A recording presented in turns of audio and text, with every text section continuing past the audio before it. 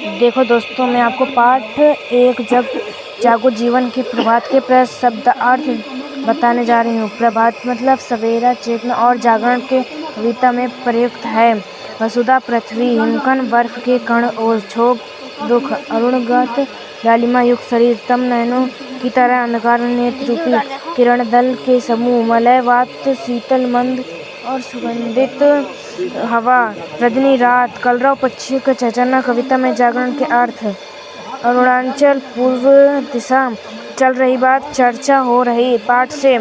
कविता में जीवन का जो संदेश छिपा है, दिए गए विकल्पों में से उसे छांटिए। ये विकल्प: सूर्योदय के लिए, जीवन की नई आशा का संचार करने के लिए, मलयवात का आनंद लेने के लिए। खा नंबर: कवि ने प्रातः काल पृथ्वी पर उस करुण को क्या कहा?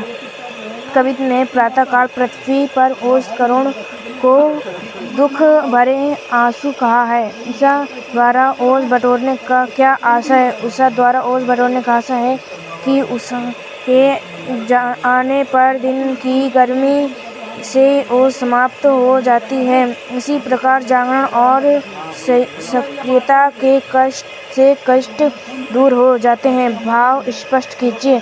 चल रहा सुखद यह मलयवात। कवि दुखों से भरी रात के हिमकणों को दुख से आंसू कहता है, लेकिन जब सुबह आ रही है, कलरव से उठकर भेंटो तो कवि कहता है कि जब अब दुख भरी रात बीत चुकी है और पक्षियों का चहचहाट के साथ सुबह आ रही है।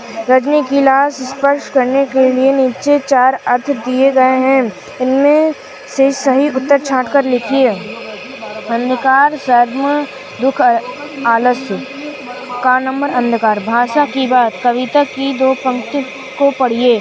चल रहा सुखद यह मलयवात, अरुणाचल में चल रही बात। उपयुक्त पंक्तियों के आज शब्द बात और बात का अर्थ वाक्य प्रयोग द्वारा स्पष्ट कीजिए। उत्तर: शब्द बात, शब्द अर्थ, वाक्य प्रयोग।